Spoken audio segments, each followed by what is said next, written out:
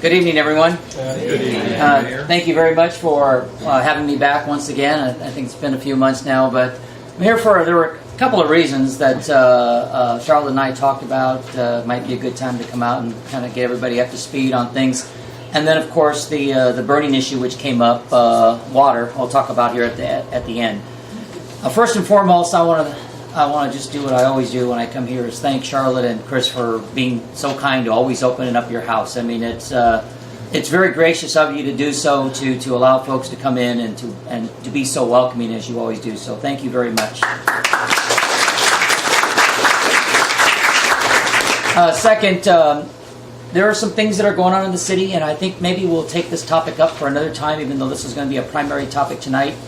The city's in a really good place, and I've been here on occasion when the city was in not so great of a place, and then it was in a better place, and today I'm happy to report, after 16 years in office, today we're probably in as good a position as we've been in many, many years, and I've lived in and around Gardena, actually now for 50 years, and we've gone from, as you know, our very, very difficult financial situation that we were in, which really put us on the brink of financial ruin for a while. We're in a place now where we have a very, very solid surplus.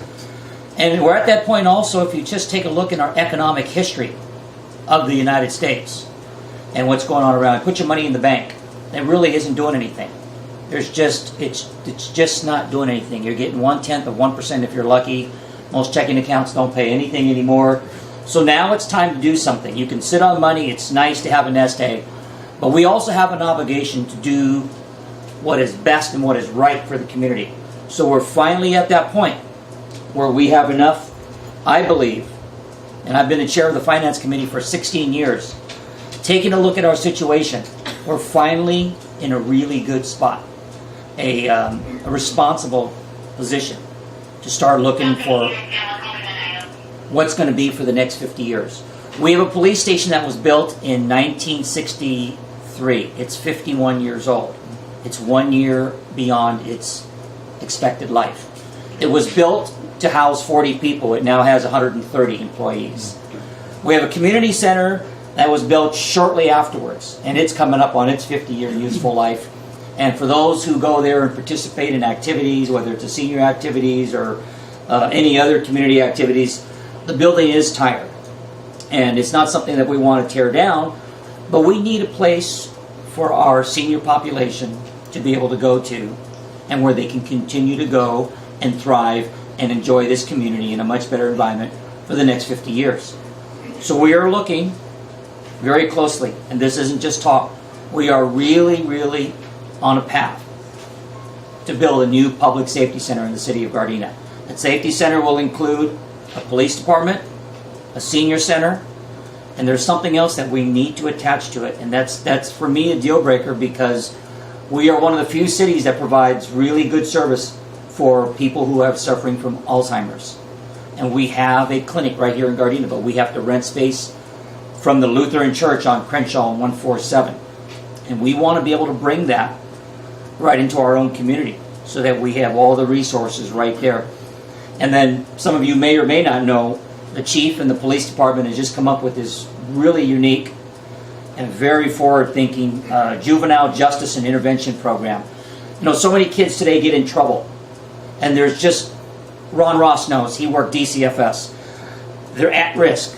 They're on the edge. They're not quite crossed the line into committing a bad crime. They may be struggling in school. Maybe they're not getting along at home with their folks. There's a whole lot of reasons why kids are just struggling in society today. And when they get put in the system in Los Angeles County, there are very few kids that go into the system that come out better for it.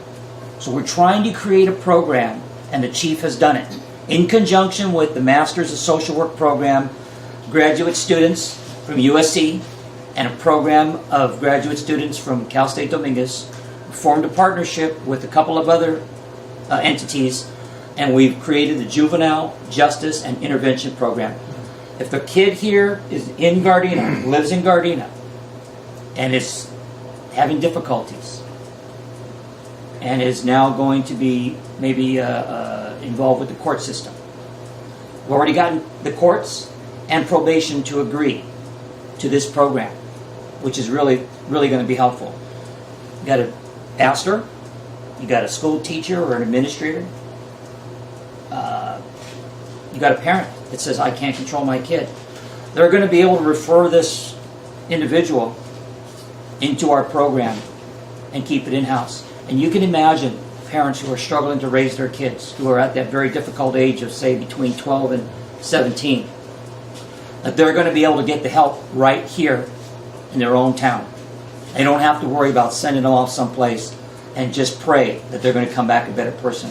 We're going to have programs, and we're going to continue to work this. We're going to have our own caseworkers, and they're going to be included with working in partnership with USC and Cal State Dominguez social work programs. So it's really exciting for me. I was in law enforcement for 33 years. These kind of programs are so few and far between. But to have one in your own community is oh so rare. So we are very fortunate that we have a chief and a police department that is willing to take this on and has the vision and the progressive-minded thinking to be able to put a program like this in place.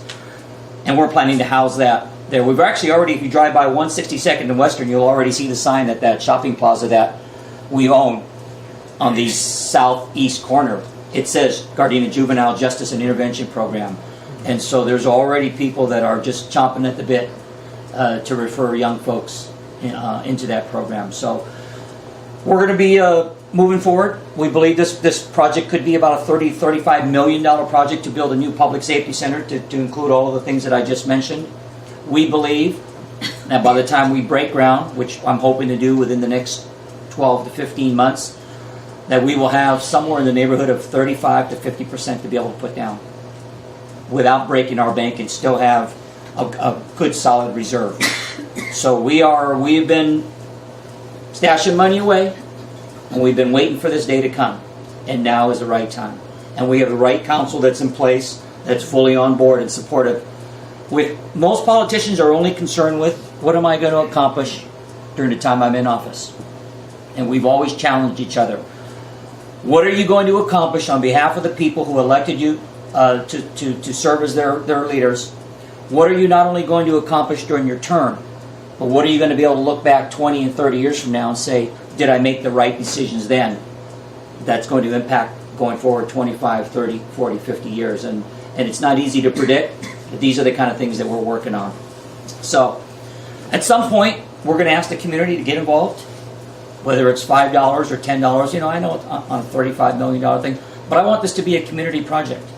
And we want people to feel like in some form or fashion they're going to be able to contribute however it is. So more of that information will be forthcoming as we get a little more details. But for right now, just to let you know, that's what we're going to. So our plan is to transform that whole corner of 162nd and Western and really make that something that everyone in this community can feel very proud of in saying that is our city complex. That's our city government trying to do what's best with the resources that we have. So, thank you very much. Appreciate it.